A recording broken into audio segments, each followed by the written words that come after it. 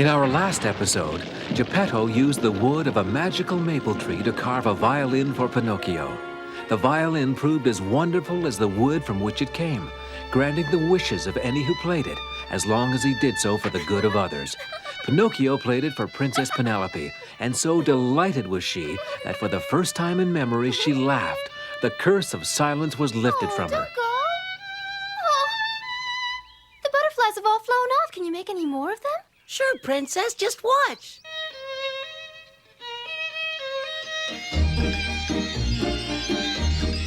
These are even more beautiful than the others. Just look at them. Oh. But here I am being selfish. Would you care to dance, Pinocchio? Why, I'd be honored, Princess. For the first time in a long time, the walls of the castle echo with the sounds of music and happiness.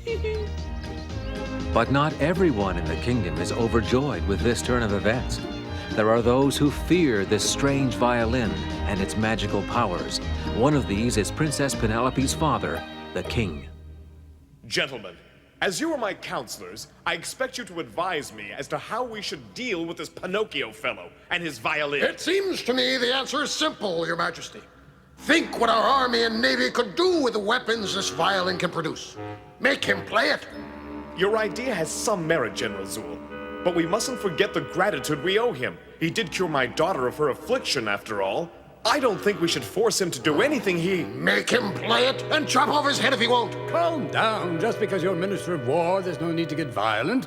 Besides, what's the rush? The boy seems to like it here. He's not going anywhere. I agree. We'll have plenty of time to decide on this later. No! Later will be too late, Your Majesty. If we wait any longer, that puppet may exhaust the magic of the violin. Huh? That's right. It can't go on producing things forever, and while we sit here wasting time, he's using up its power by creating such stupidities as toy soldiers and butterflies, when what we really need are guns and battleships and gold. Remember, General, that's the king you're speaking to. That's right, so keep your big nose out of it, old man. Well, of all the nerve. Gentlemen, I won't stand for this bickering. The decision is mine to make. And I'll make it in due time. The puppet Pinocchio craves an audience, Your Majesty. Excellent, excellent. Come forward, Pinocchio. You wanted to see me, King? I most certainly did, little fellow. I have something in mind that you could help me with. Oh, anything, Your Majesty. You only have to ask. Good, because this is important. Oh, it is? Come closer, boy. Don't be bashful. You see, as king, I'm responsible for the upkeep of the entire kingdom. And all the people in it, of course. It requires a great deal of money. For example, I have to make churches and build bridges and repair roads and all that sort of thing. Huh. You really make all that happen by yourself? Why, you must be some kind of magician. No, I'm afraid you don't quite understand.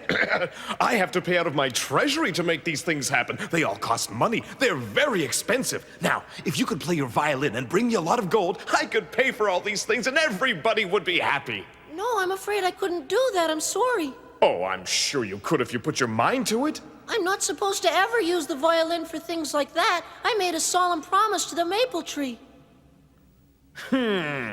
So, does this mean you refuse to grant me this favor? I'm sorry, but I'm only supposed to use it for the good of others, not for gold and riches. Well, it's for my good, you little puppet. I want that gold.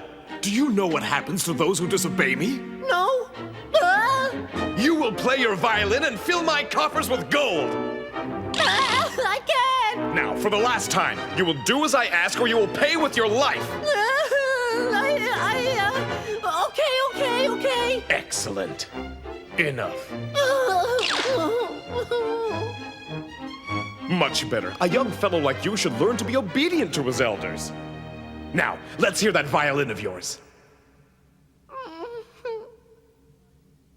Please forgive me, violin, but I have no choice. He'll kill me if I don't play you. Hear me, Your Majesty. You will not use me to satisfy your greed. Shame on you! Shame on you! Your selfish ingratitude is unforgivable. You are not worthy to sit upon a throne or wear a crown. Shame on you! Shame on you! Shame on How you! dare you, you little ingrate! No! So, thought you could make a fool of me in front of my entire court! No, King. It wasn't my doing. Guards, take him and throw him into the deepest, darkest dungeon we've got! Yes, sir. Please. Save your pleas for the prison rats! Away with him, I say!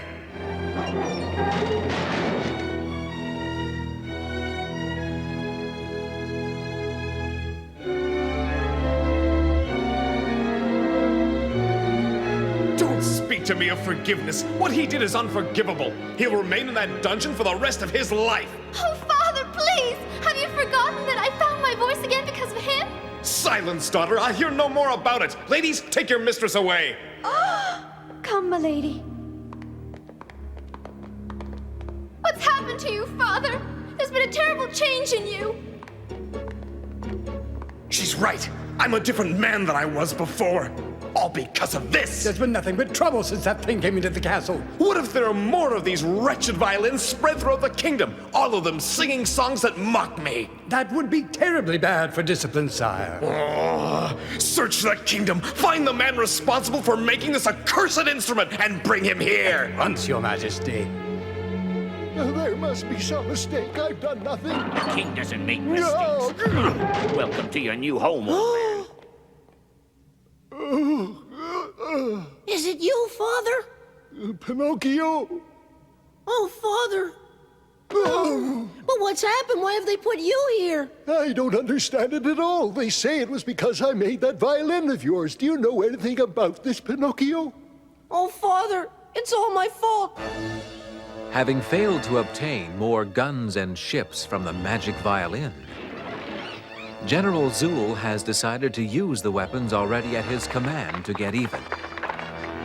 Listen, men. If the king and his cowardly ministers have their way, this kingdom will remain weak forever. We have to stop them. The king is old and tired. He must be replaced by someone younger and bolder. I hereby nominate Martial. Fight bravely, and you will be well rewarded. As king, I promise to double your pay and give you steak and kidney pies every Sunday.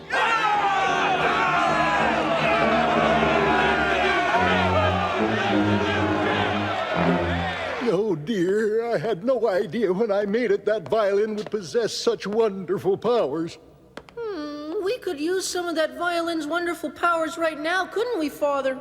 I'm afraid it may be too late for that, Pinocchio. What is it? What's happening?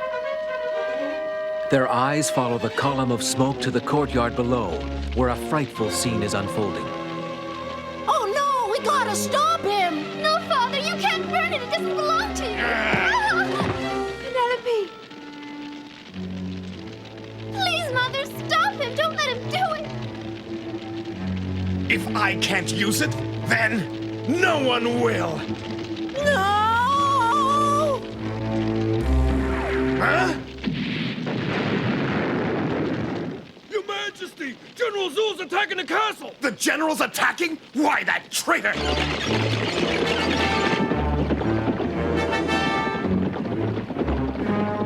Forward, soldiers, forward to victory. Take the castle and everyone in it.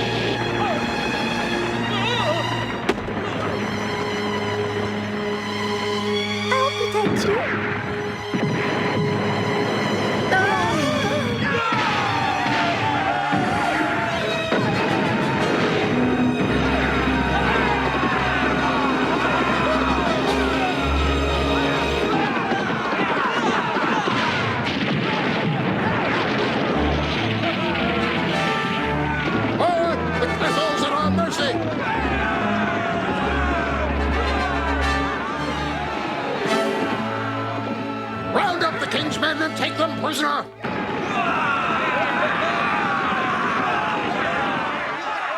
The violin. It's our only chance now. What? General Zool has occupied the castle, you say? Yes, Your Majesty. He's taken all your men prisoner. I'm done for. There's nothing left for me to do but surrender. Don't despair. Oh, my dear. At that moment, the king's last hope, indeed everyone's last hope, was racing toward the dungeons at the hands of the princess. Pinocchio? Pinocchio, are you there? Oh, Look, Father, it's the princess. Pinocchio, I brought you the violin. We must hurry. The castle is mine, Your Majesty.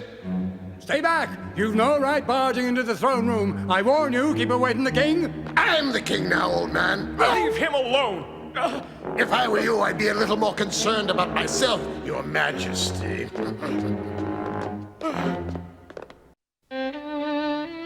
As the wicked General Zul holds the king captive in the throne room below, Pinocchio plays on the magical violin in a desperate attempt to free himself from the dungeon and save the princess's father.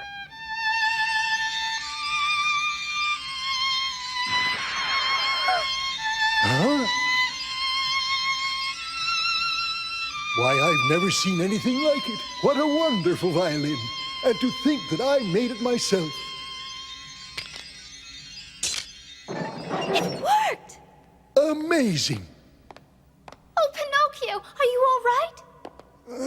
What on earth's going on around here anyway? It's awful. The general's captured the castle and he's holding my mother and father prisoner. Their lives are in great danger. If your father hadn't been so greedy, this might not have happened. You're his only hope. Save him with your violin. You want me to save him? But he... Please? No, you're asking too much. Why? You saw him yourself. He tried to burn the violin, and he put Father and me in this dungeon. I can't help somebody who's so wicked, not even if he is your father. I'm sorry for what he did to you. I know it was wrong, really wrong, but you must believe me, he's always been a kind and gentle man. Until that violin came into his life, that's what's changed him. Oh, please forgive him, Pinocchio. But You must try to be understanding, my boy. The violin's wonderful powers make some men lose sight of their better nature. Why, even you have been guilty of such feelings, so don't judge him too harshly.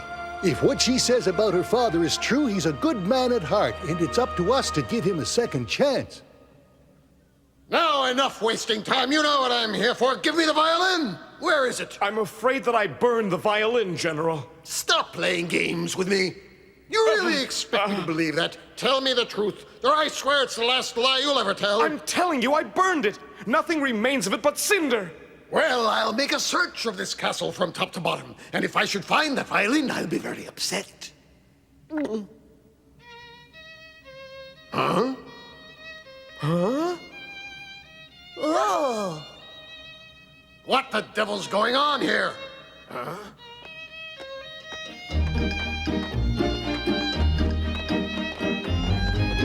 So burned to a crisp, was it? It seems in pretty good shape to me.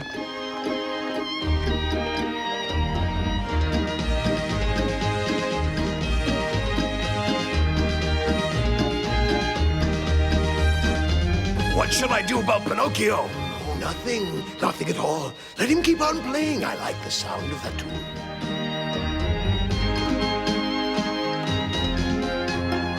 Charming.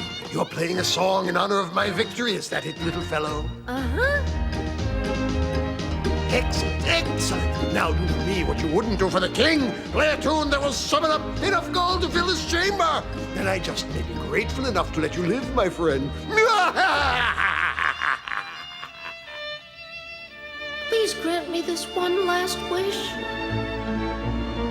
And so Pinocchio played as he had never played before. The general was delighted with what he heard. As he listened to the passionate music fill the throne room, he felt certain that the violin was about to bring forth something beyond his wildest dreams. And he was right. For suddenly, before their eyes, the violin began to change, and from somewhere within it, there came forth a soldier. He was joined by another, and soon there appeared row upon row of soldiers, a huge army of ghostly warriors marching forth to battle.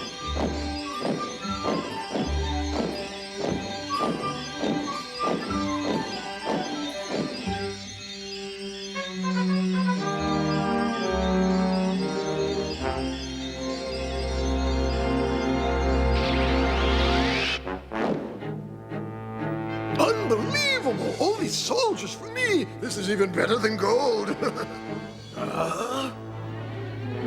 Why, with this army, I can conquer the world. I can steal all the gold I want.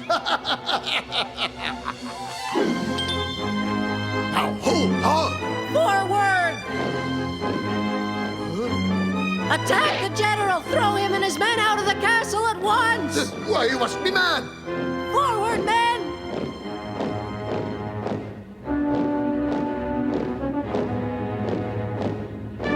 Stop! Hold on a minute! I'm sure we can come to a rational agreement. Not long ago, I was ready to burn that violin. Like an unstoppable flood, the army of soldiers poured out onto the field before the castle. The general and his men stood waiting for them. Fire!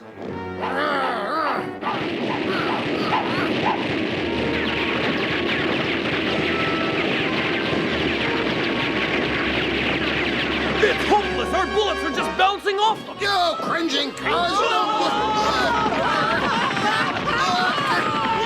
Stand and fight, stand and...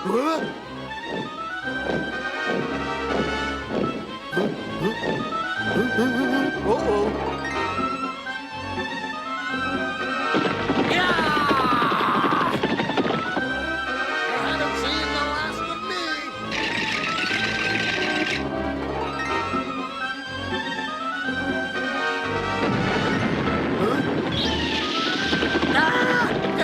Giddy up! Giddy up!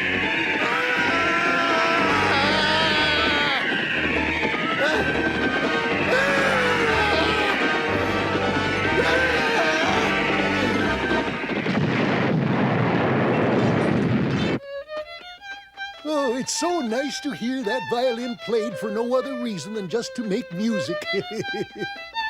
Though I suppose we all do have a lot to thank it for. Thanks to it, the general was defeated and the prince's family was saved. We mustn't ever forget what a powerful weapon it is when used for good. Don't worry, I won't. I'll never... Oh! You never expected to see me again, did you? Now give me the violin. Ha ha! Well, well, what do you know? It looks like I've won after all. Ha ha ha ha! Now then, let's see. I want soldiers, lots of soldiers. Give me an army fit for a king.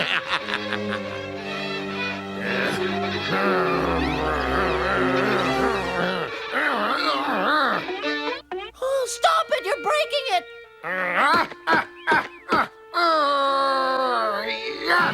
Piece of junk! So, you won't play for me, hmm? Well, then you won't play for anyone. Look, Father, it's the owl! What the devil?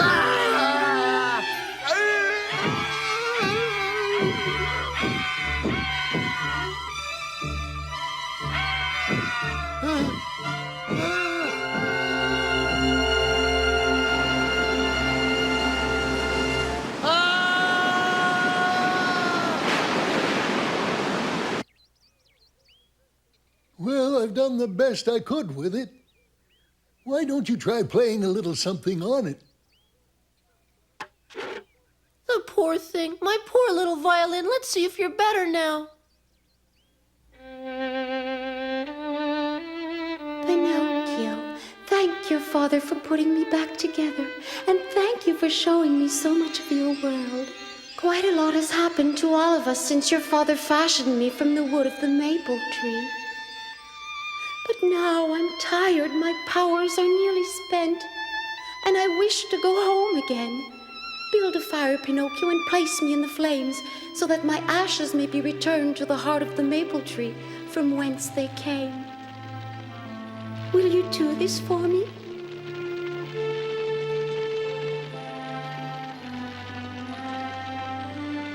I wish there was another way, but goodbye, violin. Don't be sad, Pinocchio. It's best that I go. You have learned that my powers can only be used in the cause of good, and that is well.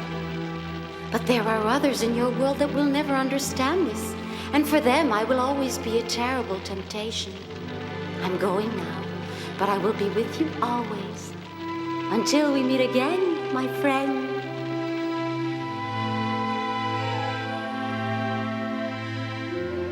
And so Pinocchio did as he had been told.